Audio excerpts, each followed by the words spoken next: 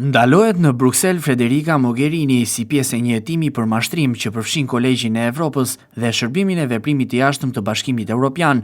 Mogherini është aktualisht rektore e Kolegjit të Evropës dhe shërbeu si përfaqësuese e lartë e Bashkimit Evropian për politikën e jashtme. Siç mësohet, sot u kryen kërkime në Shërbimin Diplomatik të Bashkimit Evropian në Bruksel dhe në disa ndërtesa të Kolegjit të Evropës në Bruksel.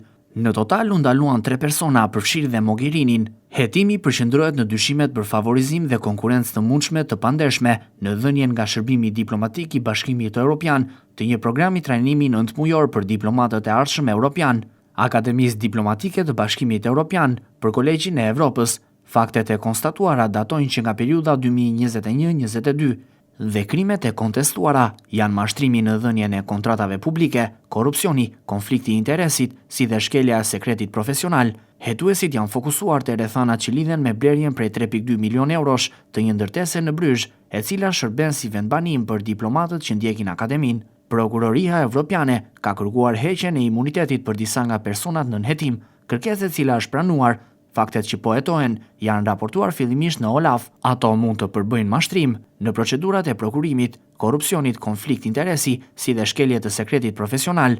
Hetimi është ende në zhvillim për të sqaruar rrethanat dhe për të vlerësuar nëse ka elemente të veprave penale.